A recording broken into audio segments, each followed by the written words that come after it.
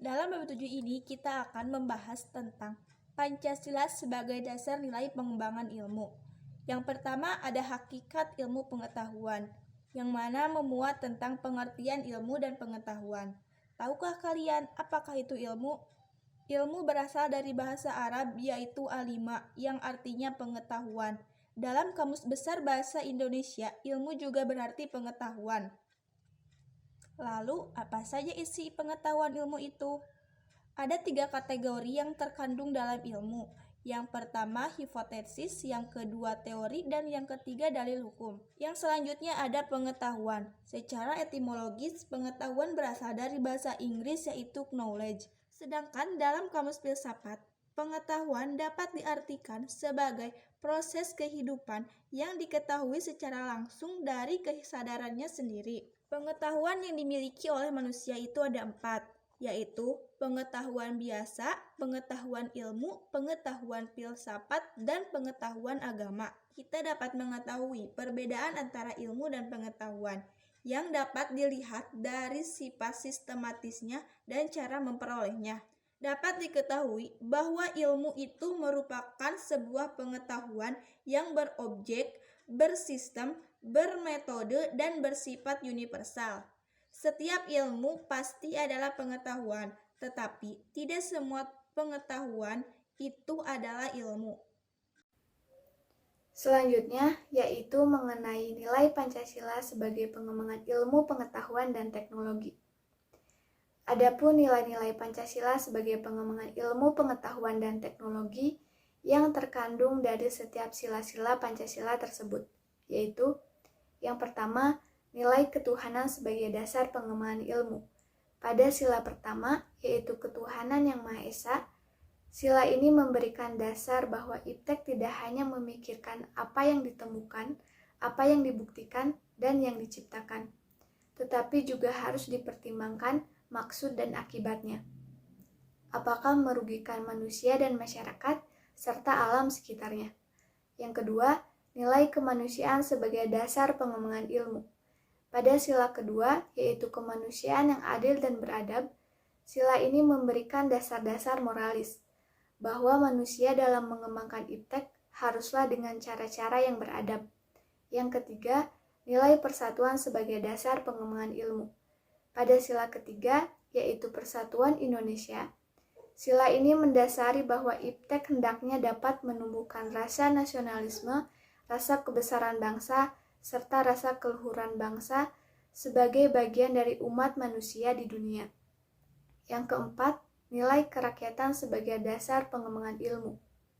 Pada sila keempat, yaitu kerakyatan yang dipimpin oleh hikmat kebijaksanaan dalam permusyawaratan perwakilan, sila ini mendasari bahwa pengembangan iptek haruslah bersifat demokratis.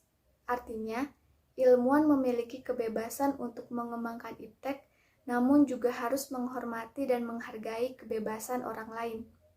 Dan yang kelima, nilai keadilan sebagai dasar pengembangan ilmu. Pada sila kelima, yaitu keadilan sosial bagi seluruh rakyat Indonesia, sila ini sebagai dasar dalam pengembangan iptek dalam menjaga keseimbangan keadilan dalam kehidupan kemanusiaan. Di sini saya akan menjelaskan tentang 3 faktor sebagai indikator bahwa ilmu pengetahuan itu bebas nilai. Kemajuan iptek tidak selalu memberikan dampak positif bagi proses kemandirian dan sikap menghargai hasil produktivitas dalam negeri. Bahkan tidak jarang, karena kemajuan tersebut, generasi muda kita mulai kehilangan spirit dalam mempertahankan nilai-nilai budaya bangsa yang sudah tertanam sejak dahulu kala. Apakah ilmu itu bebas nilai atau tidak?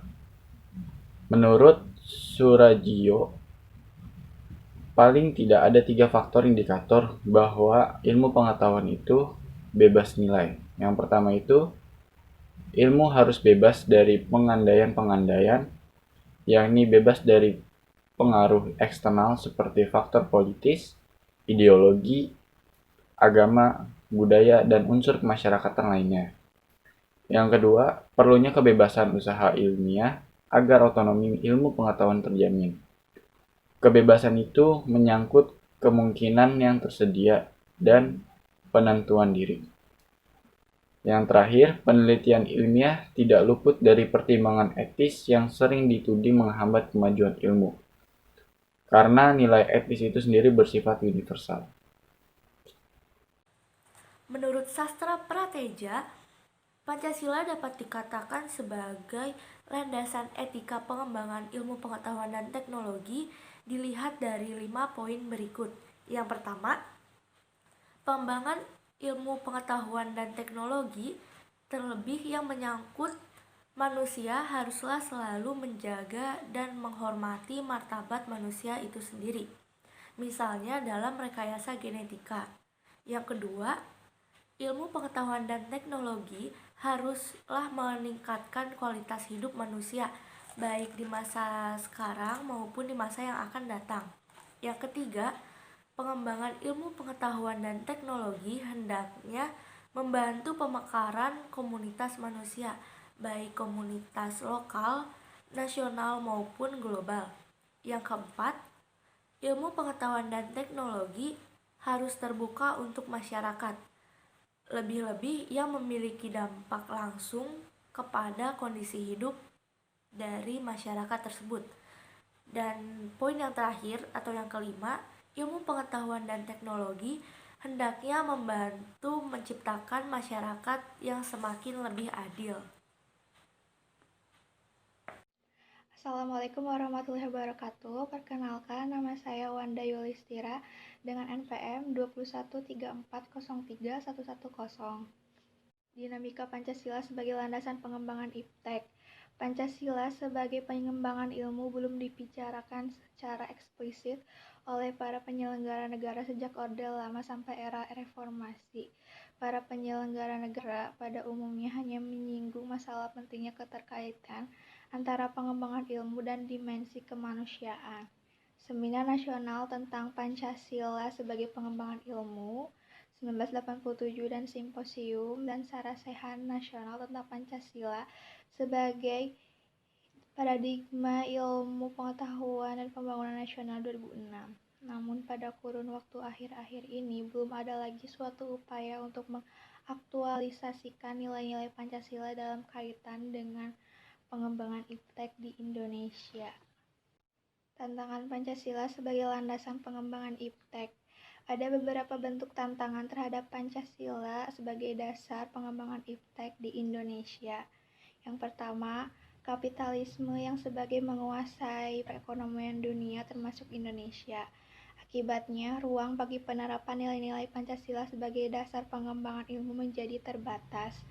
Upaya bagi pengembangan sistem ekonomi Pancasila yang pernah dirintis Profesor Mubyarto pada 1980-an belum menemukan wujud nyata yang dapat diandalkan untuk menangkal dan menyaingi sistem ekonomi yang berorientasi pada pemilik modal besar.